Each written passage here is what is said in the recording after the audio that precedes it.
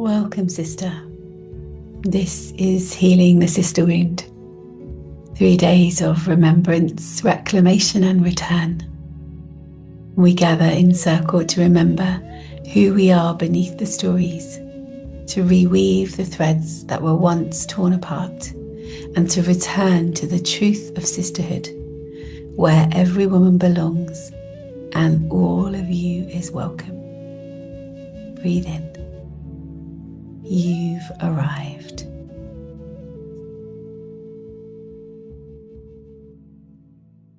So, yay, looks like we're live. There are 5 of you watching right now.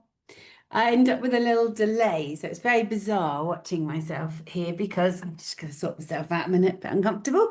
Because I'm watching myself into like stereo. It's very weird and very bizarre and slightly bonkers. And I always look like I'm slightly behind. Like now I'm watching myself on screen and I'm only just moving, and I did that a moment ago. Anyway, enough of my waffle. Give me a little thumbs up. Give me a little, high five in the comments. Let me know if you are connecting in and where you're connecting in from. We will get started properly in a couple of minutes. Just gives me a chance to make sure all the tech is doing its thing. One day I'm going to have an amazing team of people that do all of this stuff for me. Baby, you turn that down. Oh, okay. So I can see your comments on my phone, but I can't see them here yet on Let's see. Hey, there we go. They're now coming up on here too. So that's really beautiful.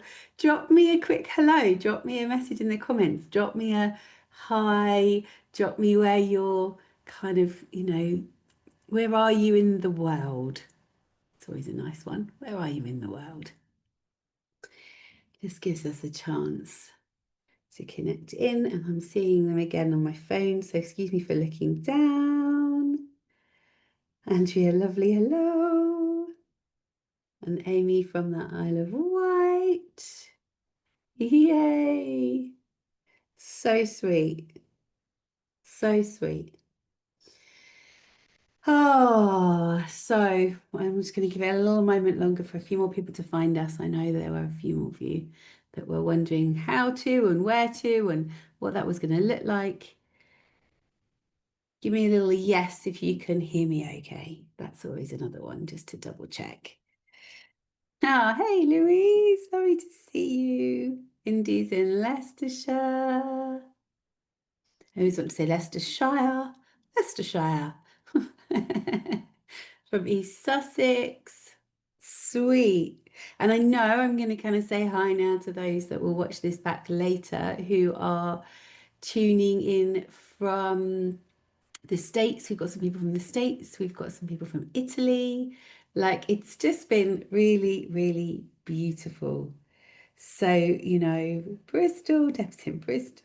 Yay, not far from me. So, I'm going to light this candle behind me for a second because I realise I haven't done that yet and can't hold any kind of circle without my candle lit. And it, whether you can see it or not is irrelevant. I know it's there. So let's get started. Let's dive in. She says, giving her eyes a little dab. I have got some notes here. I'm going to make no apology that as an ADHD woman, if I didn't have notes, we would be off on tangent and still here many moons later. But what I want you to start with this morning is just coming home to you. Just take a little moment, take a little breath. It might be the biggest breath you've taken all day, wherever you've been in the world this morning, I know some of you are kind of tuning in from a little break from work. So whatever your day has looked like so far, or when you watch this back on replay, know that this is your moment. It's that space to deepen into the connection with yourself, first and foremost. The connection with yourself is always going to be the one that holds you steady, that you come back to.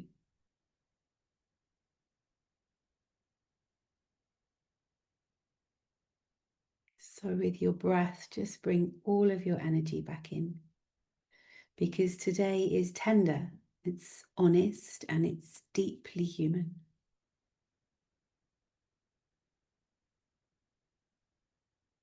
Our intention here is really in the remembering, not to relive pain, but to reclaim it.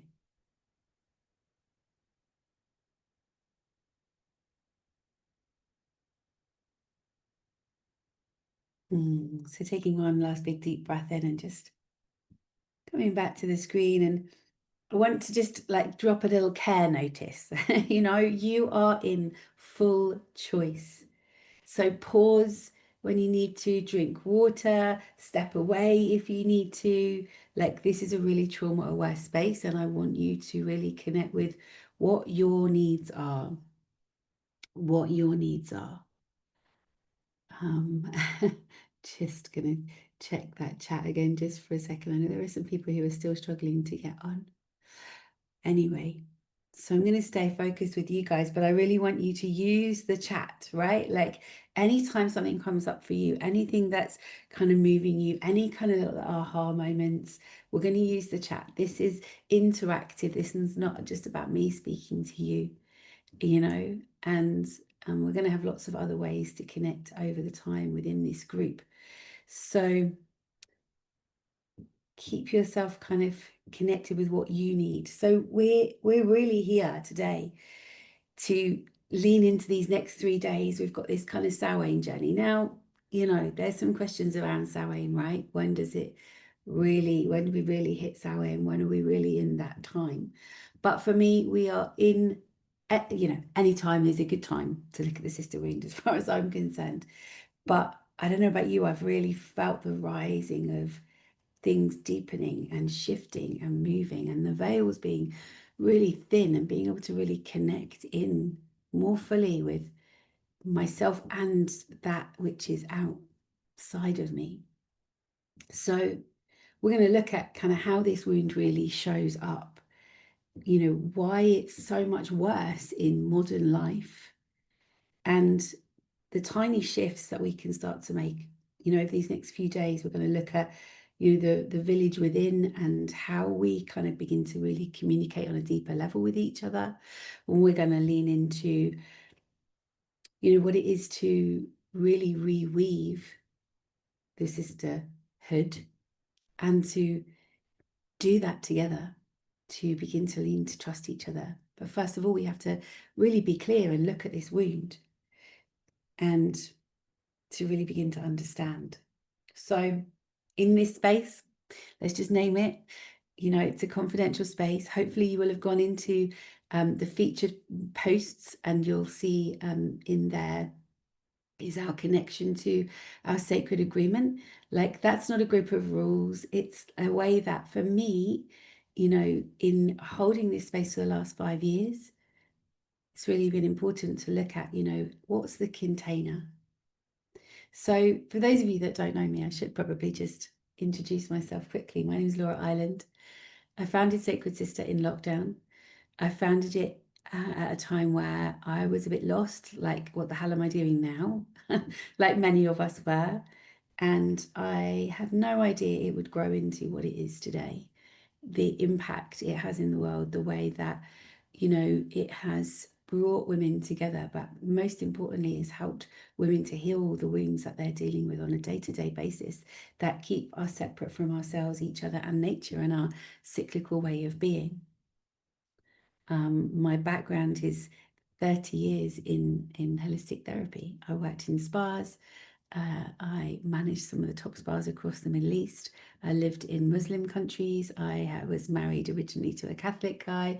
I sat in Buddhist Sangha for 5 years, and all of those things led me to eventually become an ordained interfaith minister. So I actually carry the title of Reverend, which I don't use very often these days, because when I first was ordained, I was like, yes, I'm Reverend Laura Ireland. I really owned it. And then I was like, oh, okay, hang on, I'm Reverend Laura Ireland, and I I founded a community called Sacred Sister. Suddenly everyone thinks they need to be a nun to come and be part of what I've created. So I kind of dropped that along the way because actually there's all these connotations right around religion that keep us again separate from, and that's everything that I am not about is separate from. I'm all about how do we come back.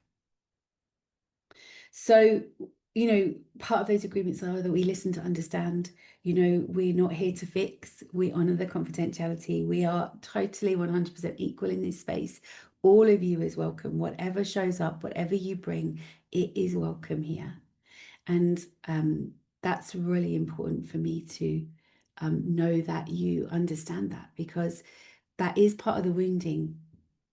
Part of the wounding is, oh, I don't want to be a burden. I can't really show up. I can't really be myself. I can't wear what I want. I can't, going to lean into that a little bit more. Put a yes or a little emoji if you know what I'm talking about. Like, how do you show up? How do we show up for each other? Because that's a really easy one to lean straight into around the sister wound. And coming to a safety anchor, so if you do feel, we were talking about being a trauma aware space, if you do find that you are ever kind of finding yourself outside of your body, which is a trauma state, and you feel activated, then just come back to the simple moment of having your feet on the ground, moving your feet slowly so that you can really connect back in with your body.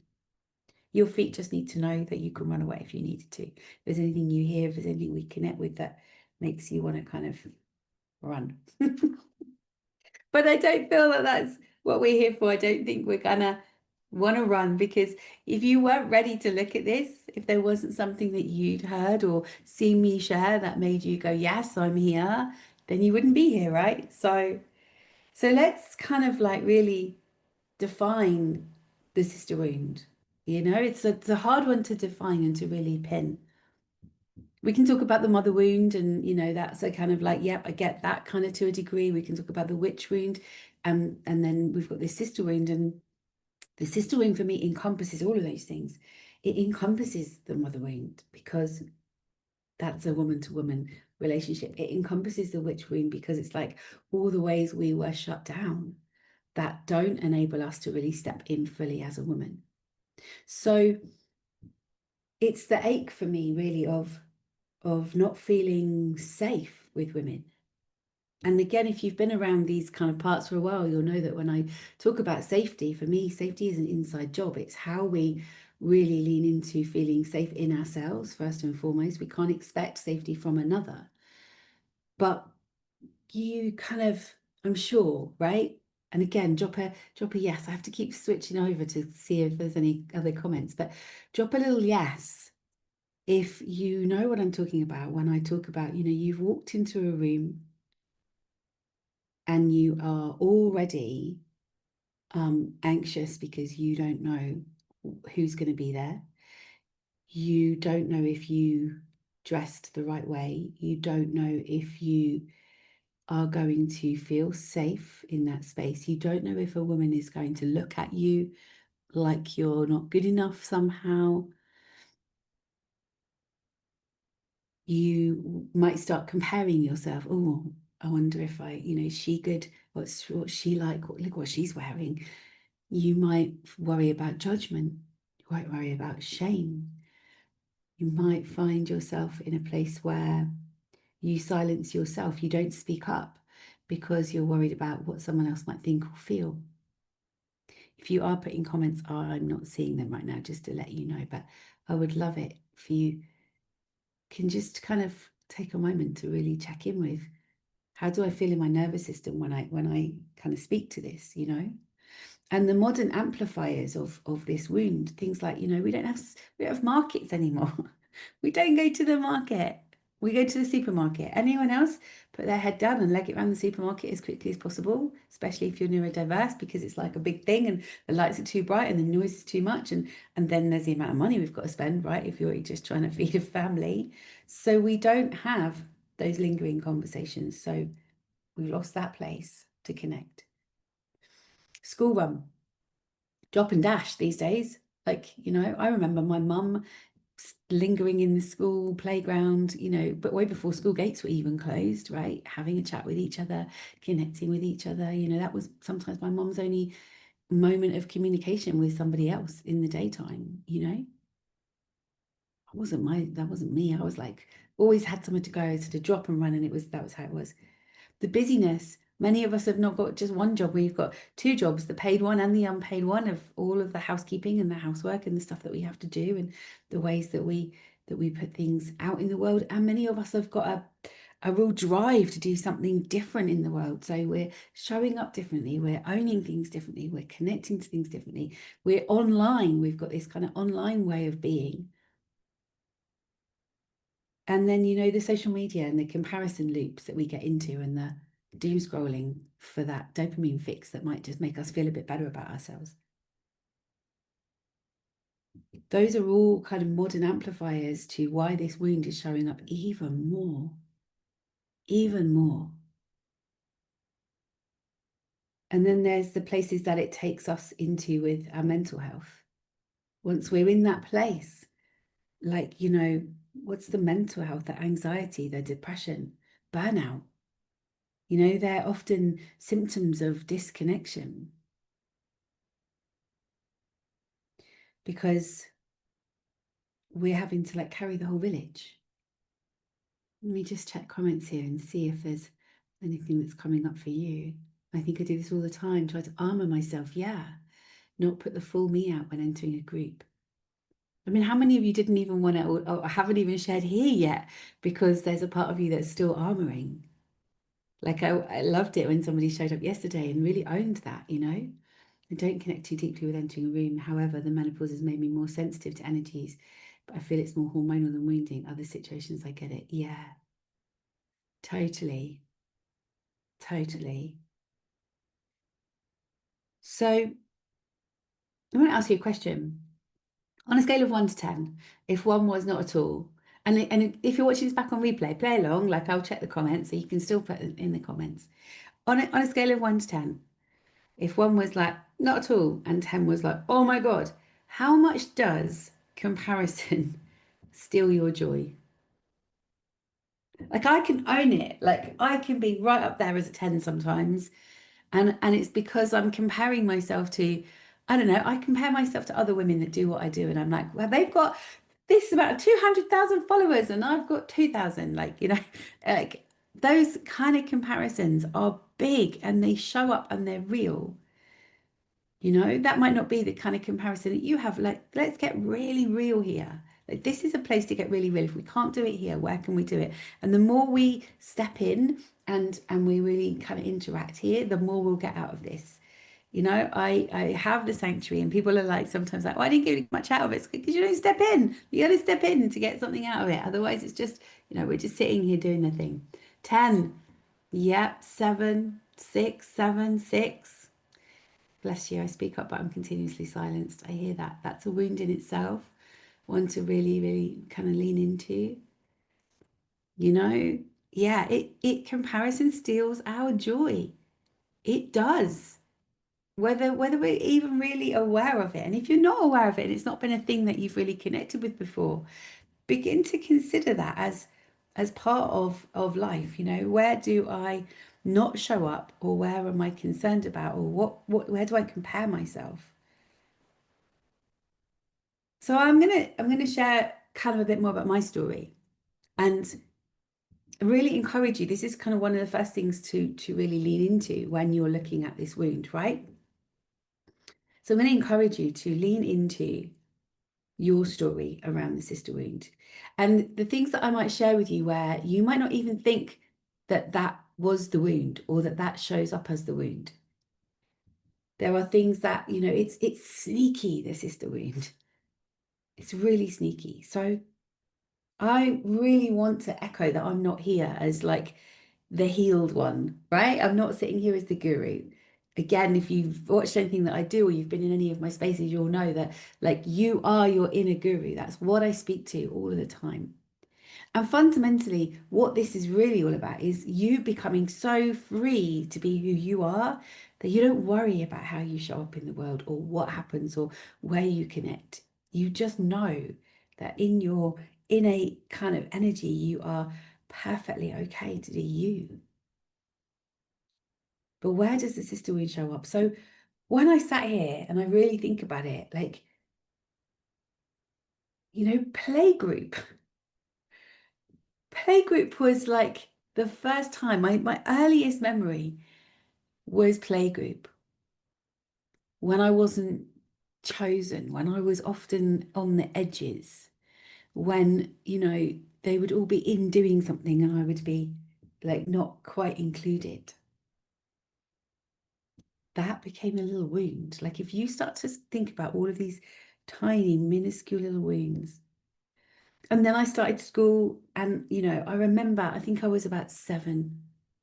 My birthday is a sucky time of year. It's July, just as the school holidays start.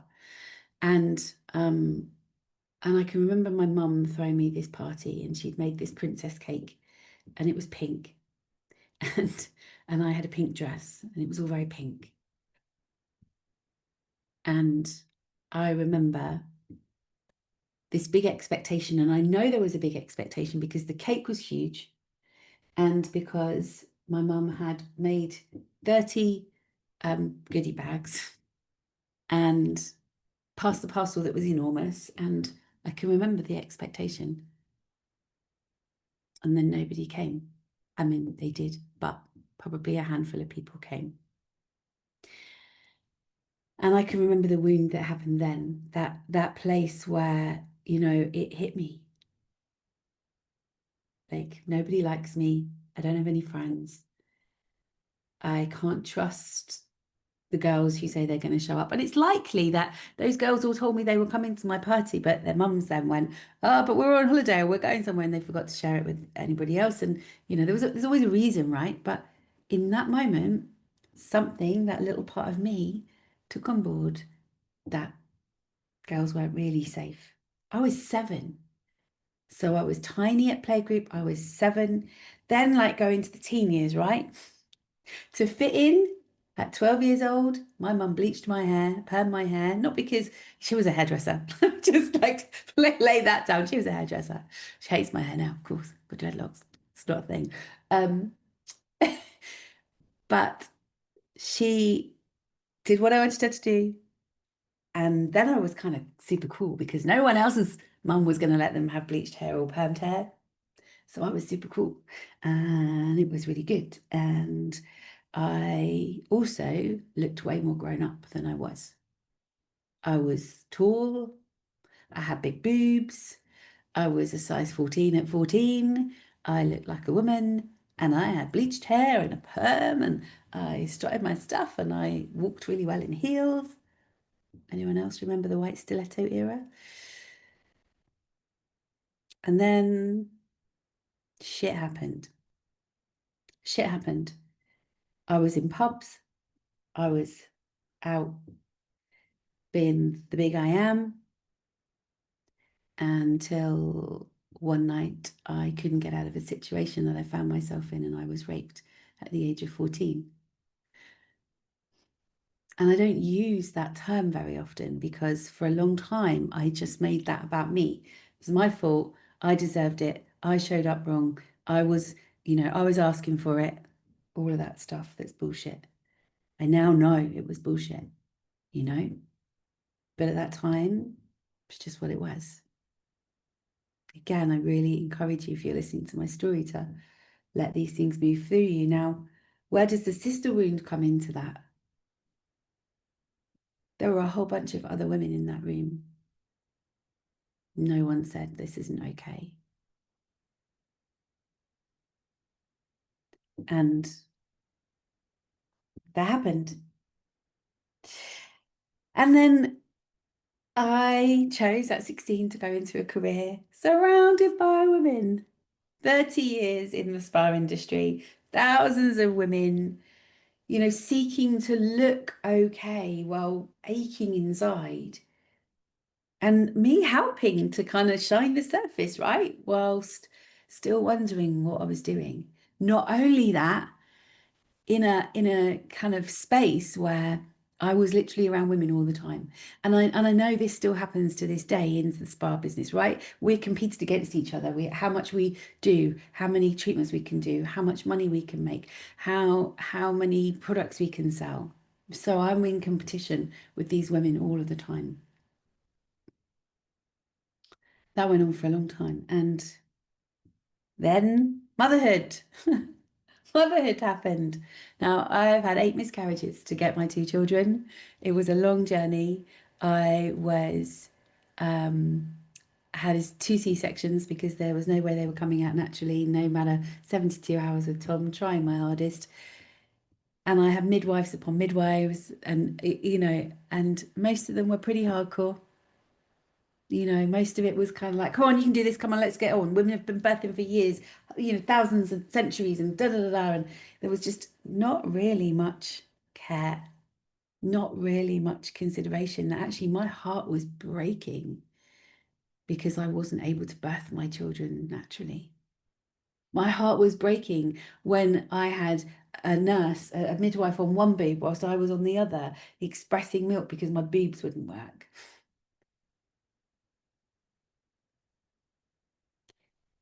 It wasn't a nice time, and it left a wound. Then there's the kind of play group situation where I'm taking my kids to the toddler group, and my kids are not walking as quickly as everybody else is. They could talk from 9 months old, but they didn't walk till they were 18. Why would they? They could get carried around by mum. What was the point? And the wounds then, that I didn't feel comfortable, I didn't fit in, couldn't connect. I also now know, obviously, that I'm late diagnosed ADHD. So do I put it all onto my ADHD? It was just me. It was just me. And that is where I came to. I came to a place where it was just me. But it's not just me. Stick a little comment in the chat, right? If you like let's do the Me Too thing. Like if anything I'm saying, right, is hitting a little note for you, right? Like honestly, I know I'm not the only one. But I made all of that about me rather than finding a way to connect back in with the very thing I wanted, which was a sisterhood of women that had my back, that understood me, that made it safe for me to lean in rather than become even more independent, uber independent. And then let's not miss the other parts. Yeah, yeah, me too. Yeah, get it? Yeah. Let's not forget leaning into the parts where my first husband was a police officer. He was a good standing Catholic man, a part of the system. I was 22 when I married him. I moved my whole life to Scotland, and then I spent my time being beaten up. And most of the time I was beaten up because I'd caught him out, and he was having affair upon affair, sleeping with this woman and that woman. And I'll never forget the day his ex phoned. They had a child together. His ex phoned, and she said to me, "Thank you." And I went, "What do you mean, thank you?" And she was like, "Well, he's much better at sex now. You've obviously like taught him really well." Sorry, what? And they were still sleeping together. Now, here's the thing, right? The common denominator is him. He knew what he was doing. She also knew that he was married to me, and she did it anyway. Ouch. But we will always blame the other woman. Woman to woman, we will always blame the other woman. She's more sexy than me. She's skinnier than me. She's got better hair than me, better skin than me. She must be a better fit of, she must have better sex than me. Like all of that stuff, that comparison. So we start to mistrust each other. And is this just us? Is this just our wound? Begin to look back at your kind of ancient roots. It didn't start with us, it's historical. We have had to survive. It's like divide and rule, we've had to survive. And yes, I'm not going to miss out the whole patriarchy in here, right? not going to miss out the whole patriarchy here because, like, there is a massive part of this wound that has been delivered on us because together we are fucking unstoppable. So we can't be together. So we have to be separate. So let's not forget that here as well. You know, feeling into it, feeling into it. And then, just to kind of bring my story back round, I then got involved with women's events, women's gatherings, women's circles. I was like, right, it's my time. I'm going to create something of my own. And then a women's event showed up in my area, and I was like, great, I'll just help them. I'll just help them. And they'll do it much better than me, so I shouldn't bother. I'll just help them. Anyone know that one? Where you put your own dreams to one side because you think someone else is already doing it and they'll do it better, so I should just jump in there, you know? And so I did. And then guess what? I was super competent, and that triggered other people because it showed up their kind of places as well. And so then I was belittled. I was used. I was projected on. There was a power dynamic, even in the most healing of spaces. So, those wounds are real. They're real. Think about your own story. Think about your own story. I'm just going to have a quick little look in here. Didn't realize how similar our stories were. I know. I know. This is the reality of why we all gather together, though, that we all, it's like this. I say this in fields, right, over the summer months. Those of you that don't know, I run my own festivals and events, but I also help my husband out with our festival catering business. And I serve coffee. Thousands and thousands and thousands of people I serve coffee. I don't make the coffee, they do. I do the chat and they kind of take their money, basically. And it never ceases to kind of amaze me that I'll serve a guy and his name is Dylan, for instance. Odd name, not odd, but not a common name. And then I'll serve a run of Dylans. And this I had Jude, and then I had a run of Jude, some male, some women. It was odd. So the reason I say that is like, yes, we will go, wow, that seems like a very similar story because we unbeknown our energy, we move together, we move together because of the people that we resonate on an energetic level with, even in name. So never really fitted in. Yeah, I really encourage you to look at each other's comments, get into the chat. This is how we also show up for each other. I've blamed the other women and I've been the other woman. Yeah.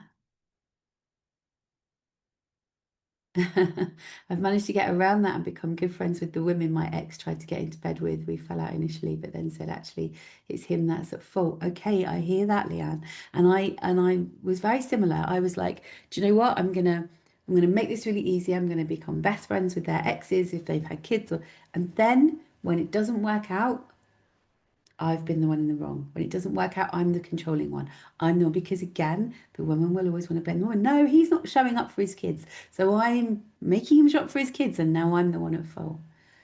You know?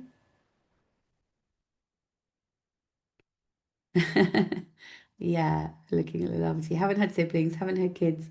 Was in a cool girls group at school. I bet you were. You're still in the cool girls group. But here you are, attracted. I need to attacked first. Women who need me to be under them, sit on my power. Yeah. Yeah, exactly that. Like that wound where we're belittled so that another woman can rise. Bullshit, not on my fucking watch. Oh, and if you haven't been on a call with me before, I swear like a trucker's daughter because I am one. Somebody said to me the other day, "How do you manage your Tourette's?" I was like, "I haven't got Tourette's. I just swear a lot." But oddly, I only swear when I'm in. If we were face to face in a room with each other, I wouldn't probably swear. It's really funny. It's because I can't see you, so and I can't even really see me because it's yeah, it's weird. Um, so it kind of doesn't matter in the same way, which means actually I can completely show up as myself instead of feeling like I've got to show, I've got to not swear because that's not okay. Fuck it, it's absolutely okay. Because this is an emotive subject, right? It's an emotive subject. So so let's look, right? We've started to kind of show, talk about kind of how those wounds show up. I really want you to kind of connect with that because those stories that I've just shared with you, right? My story, let me own it. In my story that I've shared with you, I really want you to understand that Sacred Sister is not me. I don't show up here, like I say, as the healed one. I'm literally living this stuff all the time. I was at an event last week in London, and there was another woman holding women's circles, and I went straight into a hissy fit in my head about like, why the hell am I here? What am I doing? She's going to do it better than me. Just still there now, playing out. Still there. It's not easy. And it's not easy because unless we all start to really own it and we all start to heal those parts of ourselves and we come together in community to say, okay, this stops now, and we start showing up in a different way, then we are all in the field. We are all in the energetic field. So even if I do all of my healing and I show up in the field and you're still feeling something, I'm going to feel it. We're in that field. I'm likely to get defensive against it, and we're straight back in it. Because how do I know that she wasn't feeling the same way about me? It wasn't a moment where I could go and speak to her. I really wanted to. I kind of lost my bottle, if I'm honest, because every time I walked her past her, she just looked at me like I was shit. That was my opinion. She probably didn't at all. She had no idea who I was. I'm not that important, right? But that's what I felt. And so I didn't. So I'm not showing up here as the kind of healed one. We're doing this work together. And it really winds me up when people kind of show up that way, because it's like, it's not the truth. We're all still working it. None of us are healed and fixed. So Sacred Sister is like a living, breathing entity all by herself. And she shows me where love is still needed. Because that's the fundamental. If we're not in love with something, someone, somehow, then we're in fear. And there's only those two places. So how does the wound show up? Some of you have already started to kind of share like which parts of my story really echo in your own story. But in that there was people pleasing, there's dimming my own light, there's perfectionism, there's hyper independence. I'll just do it alone, I'll do it anyway. There's body shaming. That's how it showed up in myself with other women. Like it shows up as gossip, you know. Oh, false bonding when people kind of act like they're your best friend, but they're chatting shit behind your back. Ew. You know what I mean? Again, like if anything I say resonates with you, stick it in the comments. Like I know that I'm not on my own here, and I know it gets boring, like, typing away, but just find an emoji, put an emoji in, you know, back channeling, like side eye on success, like, withholding praise, jealousy. How does it show up online? The silent unfollows, the people who just don't follow you anymore. I get the unsubscribers. It was really funny because a lady, if you haven't seen kind of some of my posts, I had a lady who unsubscribed the other day, but actually also kind of left me a parting email about my neediness at the same time. That was kind of funny. But I also find that the women who just unfollow me, like I go, oh, did I do something wrong? You know, like. No, they just unfollow. I unsubscribe from shit every day because my inbox is full and I can't be asked to look at it. And it's got 700 unread emails right now, and I only cleared it 2 days ago. Like most of it, I won't even read or look at. So people just unsubscribe. But my wound goes, oh, the doom scrolling. Like, how many of us are doom scrolling? Like, all the time, looking for something else, the comparison spirals, the performative niceness. Like it's even worse. If you don't like me, just tell me you don't like. Just be honest. Don't like me. That's it. Like whatever, you know. But when people just nice to my face and doing that whole thing, no. It shows up in motherhood, like the milestone wars that I explained. Like whether our kids are doing the same thing. Our feeding choices. How did I used to get looked down on when because I wasn't breastfeeding my children. I couldn't breastfeed my children. My boobs didn't work. It wasn't a choice. I had no choice. But I know it showed up. The school gate status. I drive a BMW and had a big house. I was a single mum. People used to think, and I know they did, that I had divorced really well. No, I hadn't divorced really well. At that point, my dad was still alive. He did pass away 4 years later, but he was still alive. He wasn't showing up. He wasn't present. He was deep in his mental health. I was in total turmoil. I threw everything I could into a network marketing business. I was hugely successful. They gave me a BMW as a gift because I worked really hard. I had to keep working hard to keep the BMW, so that didn't last very long. And I lived in a big house because that was the house I lived in that we split up from, and I had no choice but to keep a home going for my kids. And no one would know I was stuck in a rent pattern because on paper, I looked rubbish. So I couldn't get out of the big house. I just had to keep finding the money to pay for the big house, you know?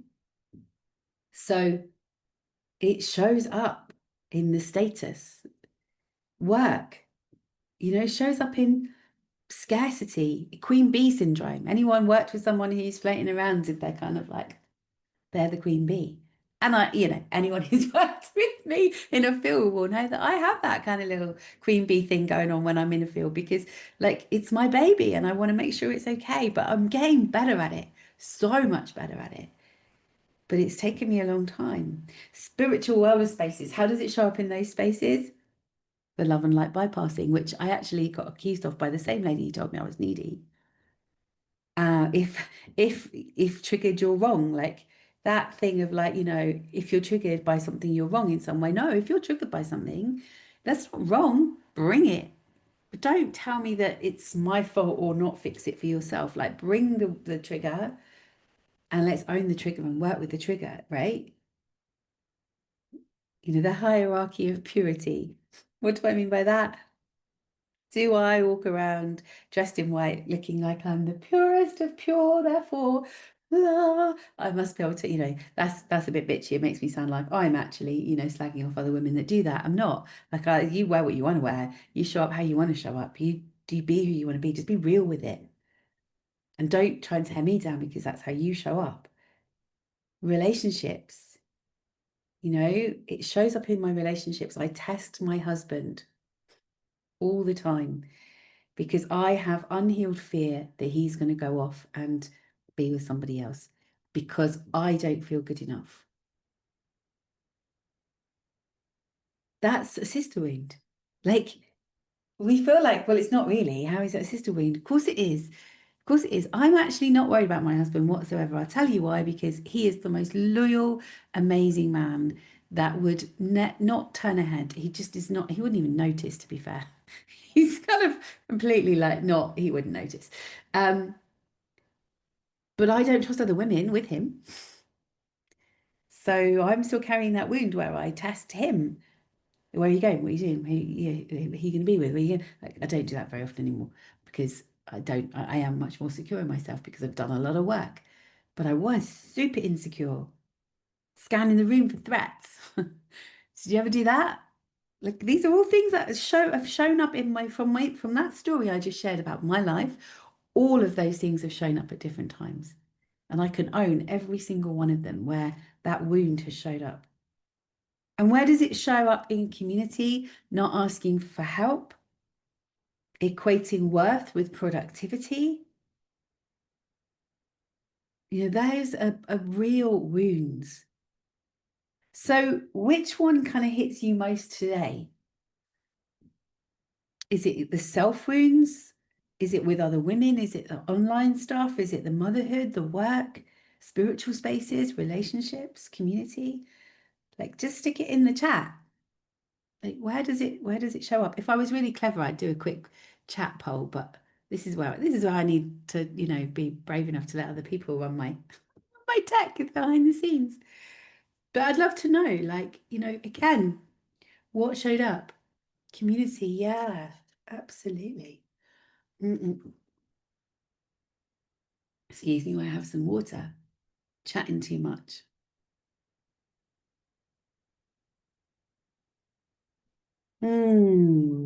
So just going to see if I'm on track or I've completely sidetracked, which is fairly usual for me. So today we are all about Like I say, really remembering those wounds. How does it feel in your body when I've shared the things that I've shared? How is that feeling for you?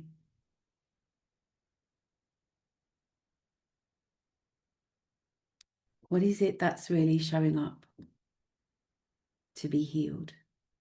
Community, yeah, I really see that. Thanks, Paula.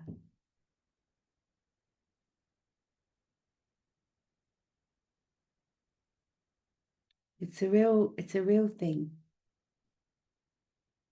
It's a really real wound. And I hope that my sharing parts of my story and parts of myself in there have really showed you the ways that it shows up. So, one tiny practice that we can begin to do in how we show up, and we're going to be leaning into this a lot more in the next couple of days. So, we're going to break these two parts down over the next couple of days. But is in the frapping. And again, some of you are like, oh, I know where she's going with this. How do we begin to heal? We begin to heal by how we show up with each other, how we are really, really clear, how we really allow ourselves to be seen and witnessed with each other. So, the first part of healing is looking at all of these things. How does it show up? Where does it show up? What is it that I can do to support myself in it? What parts of that can I own? What's my story? So that's the first part. And then where can we begin to make a difference? Just loving these comments. Just try not to get too sidetracked in them, but online is a fucker. Yes. Yeah. Portraying an outer ego probably stems from our mum's grandmother's. Absolutely. I feel angry for you. I feel cross at the women who make us feel like this. Yeah. Yeah. Shows up for me in how I hold myself accountable for my parts in the interaction. Paula, that's beautiful because like that is the point, right? Like when any of these things show up, if they were just a big mirror for us and we could look at them and go, right, here's a big mirror. And actually I can really look in that mirror and be like, what can I own of myself? You know,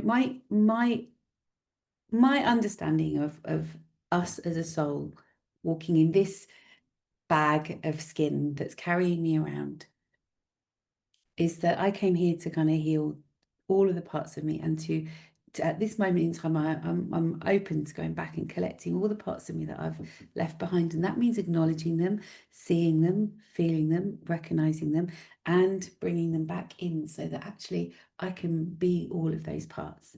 And that doesn't mean we're broken, it doesn't mean I need fixing, and that's where the frap comes in. Frapping is all about not fixing, not rescuing or repairing, not advising and not projecting. You know, fixing, let me make this better for you so that I can relax, basically. So we want to make it better for another person. And it's not usually about that person, it's about us. That feels uncomfortable. I want to fix it for you. But we're also women and we are designed to nurture and look after and fix. So we want to fix each other. We want to give each other a hug and be like, there, it's okay. But actually, that shuts us down and it means that somehow what we're feeling isn't okay. So if we can stop the fixing, we can just let the fixing go. This isn't like I'm not a problem. I don't need fixing. The rescuing, that's all like, I'll carry it so I don't feel your pain, like, you know, running in to rescue the situation, right? That's too much for me. So if I just rescue it, I rescue that person, it makes me a good person. I'm okay. I can rescue you. These are all the ways, again, that the wound shows up because we can't hold our own. We want to make sure that other person is okay. So we're not actually showing up for them. What we're doing is wanting to frap them. Advising, come on, we're all women here, right? We're all women here. How many of us are really good at unsolicited advice? You know, we advise. Oh yeah, well this thing, that thing, like you could try this, you should. He's really shit. You shouldn't go anywhere near him. Like, what? We're just belittling that person's story, that person's sharing. And this is really good. If we can get this, if we can get to no frapping, like it changes everything. It changes the way that we relate to our children, our relationships, our families.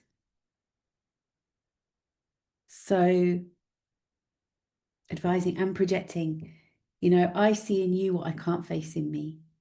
So when somebody else is sharing their story, will we project all over them? Oh yeah, and I really know how you feel. No, you don't, because you're not walking in my shoes. So you don't know how I feel. That's taking away from my story. I really get you, like, and then you lean into your story and you start sharing your story because, and it's hard, like, especially if you're neurodiverse, like my brain fires off. When you're speaking to me, my brain is going to fire off in a million directions all of the time.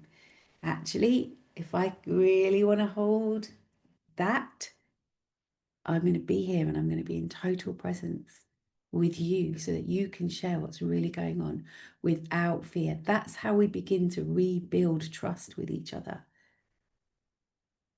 And we do it, like we do the frap because we care, but our discomfort tolerance is really low. Like, so when it gets icky for us, we want to make it better for that other person. So the shift comes in the witnessing. I hear you. I see you. I'm with you. What do you need? Like, if you need a hug, I'm here for it, right? I am totally here for it. But I'm not going to wade in and just think that, I'm going to give you a hug and that's going to be okay. Like, if you need a hug, I'm gonna, ask for it. Yeah, I see that, Nilo, right? We do need it, but we shouldn't be overriding each other's like consent and boundaries by just assuming that I know that you need a hug, so I'm going to give you a hug. I don't know that you need a hug. Touch might be really icky for you. I don't know that unless I ask. But for women, it's really like we're there, we're designed to do it. We're like, and actually, it's really important to start looking at, are we only doing that because their discomfort is too uncomfortable for us to sit in? So swap the language out, right? From have you tried to what feels true for you right now? From don't cry, they're there, to your tears are welcome. From at least, okay, at least it wasn't that bad. I know it was that bad. That sounds really hard. And yes, sometimes it can feel like I've got to change everything and I've got to like, the way that I'm showing up and all of that kind of stuff, right? Like, yes, we do. If we're going to take ownership and we're going to heal this wound, we have to start to look at how we show up in the world for each other. You know? So, where is that place? And we're going to lean into this more as we really weave like what it is to be in sisterhood. But the way that we heal is that we look at ourselves, we look really openly at what's going on for us. Inside you lives a whole village. The mother, the lover, the dreamer, the warrior, the child, the elder. Like, who's running the show? My warrior runs the show a lot of the time, or did. She's not so bad now. But when I come into a room full of women, I'm like buttoned up and I'm there, sword in hand. Bring it, I've got it. I'm coming for you. You would never know that though. You would never know that because this face will be like, hey, how are you? You good? You all right? We'll chat away. We'll sidle up. We'll want to be your best friend because if we're best friends, I know where you're at. I know who you are. And I like all of this stuff that happens, even subconsciously. Our subconscious that. Can you hear me now? I just had to change over because my microphone that I had on wasn't working. So give me a little thumbs up that you can hear me now.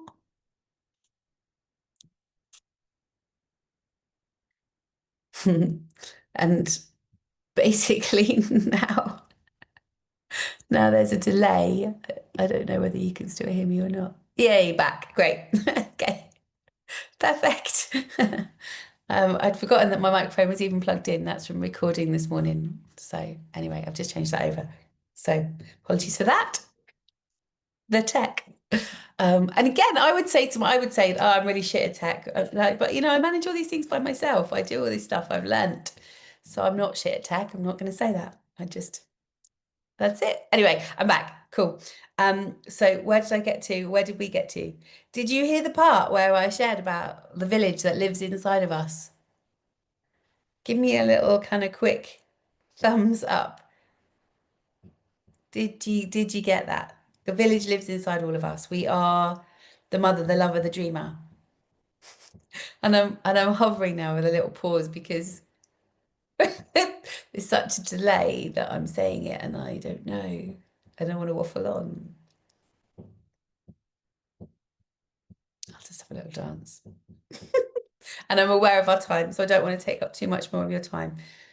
Yay. Okay, great. All right. So we're looking at our kind of internal reconnection.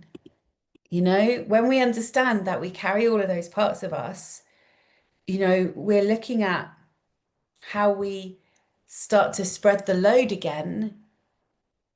I think I was talking about me being defensive, my warrior.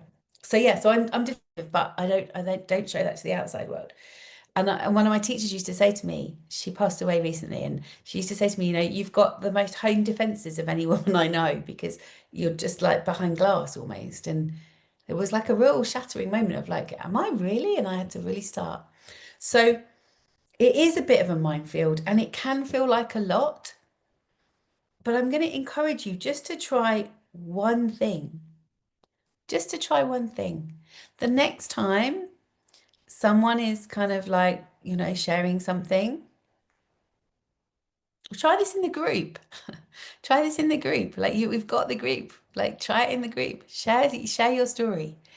Share something about what's going on for you. Share, leave a little video if you want to. Share what kind of is moved you through this time. Share something's happened and witness what happens in you. Witness that part of you that wants to jump into the story because it resonates with you. And see if you can just really connect with, I'm really hearing this woman's story. And then you respond from that place. Wow, I really hear you. And that's enough. We don't have to do any more than that. Again, we're so used to having to speak more and more and more, have more and more words, connect more and more. We don't have to. Sometimes it's enough just to be heard. So I'm not going to jump much further into the village within and reclaiming our inner community because we are going to do that tomorrow. That is the place that we're going to lean into. We're going to lean into that space. But I really want you to feel your nervous system. If you're feeling wobbly, that you're like, oh my God, I'm meeting something new here. Like this feels too much. Like what's she saying? She's telling me all these things I can't do and I need to not fix and rescue and that's who I am and how do I change that? And it can feel like a lot, right? So you can't get it wrong. This is like gonna build and it can really take time. So give yourself some permission. I can go slowly with this. I don't have to be over it to be worthy of love. I don't need to fix this wound just to be okay. And I can ask for help and still be powerful. A loving no makes for a really honest yes. And that's a boundary I really want us to start to kind of feel with each other. It's okay for you to not agree with me. It's okay for you not to get where I'm coming from. It's okay for you not to feel the same way. It's okay for you to then own that and just say, actually, this isn't for me. That's okay. And it's really okay for me to know that that might be a bit ouchy, but that's not about you. That's about me. So again, when you start to really lean into this differently, you start to get curious. And that's all I'm asking of you over these next 3 days, is to get curious, to start to lean into what it is to really heal. What's my story? What might that look like? So when I get off of here, I'm aware now that it's 12:13. I've been online for 101. So I am gonna share with you, I've put together a page. The way that I find it easiest to share all this information is to put together a little web page for you, which I will add here in the group. I'll also add them separately so you can check in with the journal prompts that I'm suggesting.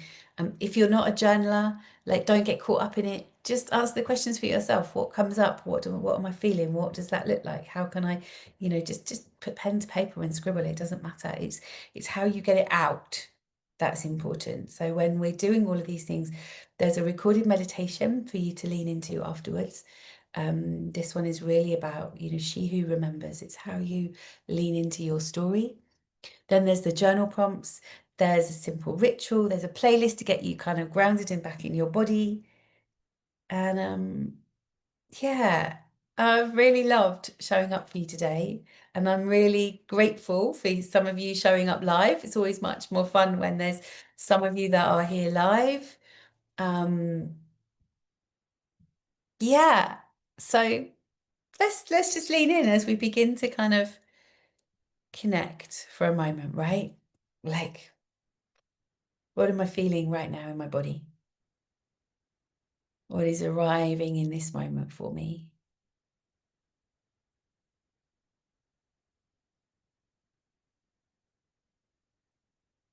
What word would anchor me in this moment as we lean more fully into the wounds?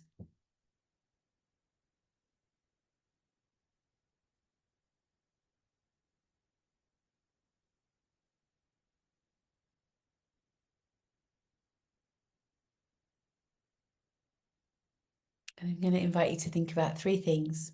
What have I loved about this morning?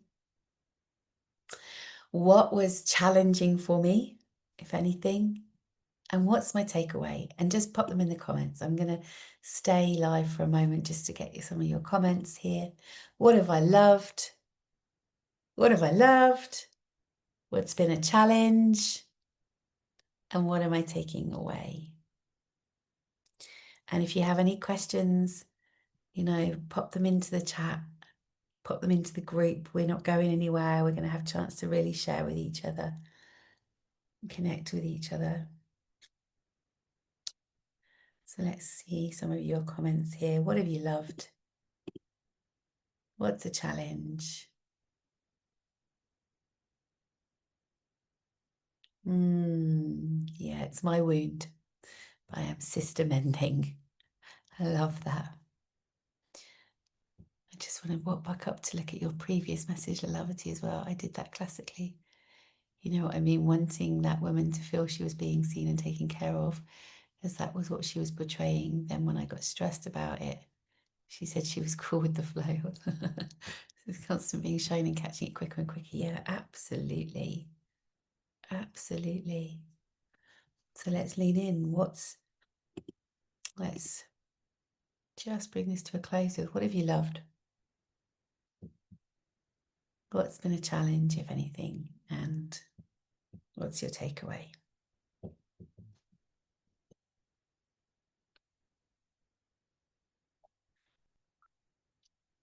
So today we've really named the wound.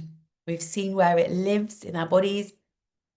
We've talked about it. We've learned the frap and what it is to witness and begin to meet the village within. And tomorrow, it's all about she who reweaves. So we'll deepen the witnessing with each other. We'll really lean into naming those sacred agreements, What does that look like? What are the living promises that if we're going to live in a different way with each other, what does that look like? So we're going to lean into that. And we're going to gather kind of more of the inner village around the fire. And yeah, for those of you that don't know, if you want to deepen more of this, we've got the sanctuary, which is our kind of living, breathing. It's our membership, but it's our living, breathing circle that leans into more of these things. So, we go full moon to full moon, we lean into a theme, and we dive deeper. So that's the sanctuary, but I'll share more of that with you in the group. So let me just look at these. Interesting subject. Challenges, do I really need to heal, or do I need to allow myself to just be who I am? Yeah, that's also really important, Neela. It's really important. Is there something to heal? I think there is always something for all of us to heal, because it's about those thousand cuts, right, that come. So who you are, if that's because of some of those wounds, like, you can still be completely who you are without those things affecting you. They'll affect you less when you heal them. I think that makes sense. I've loved hearing your story. My challenge is not fixing, and I'm taking away a page full of writing. Yay! I love the frapping. Yeah, really, really, really. I've loved committing to this space. Absolutely. And to begin looking at my sister wounds. Challenge is not fixing. Thank you for braving that, right? Takeaways, the frapping. Thank you for braving, really being honest, right? Like, we are fixers, fixer-uppers. We're like, that's what we want to do. But we take away someone else's story every time we want to fix it. And the fix is about us, not them. So when we really understand that, then we can really come to that place of like, okay, actually, what is mine here truly? So anyway, I don't want to keep you any longer. I will see you back tomorrow. I will see you in the group. If something I've said today really resonates with you, if you want to share it with another sister, invite them to join the group. They can join the Healing the Sister Wound group. That group is a space where people can still continue to join us. So let's bring in all of the women. Let's really, like, women need to hear what we're sharing. So if you feel brave enough, go on your own page. Go on your own page and share what you've learned this morning that's really resonated with you. And let's start to feed into the sisterhood, because unless we share, like, we can't fix the wound unless we start to reach wider communities. And you have a community on your own Facebook page with your own connections with the women that you know. So, righty ho. Take care. Lots of love.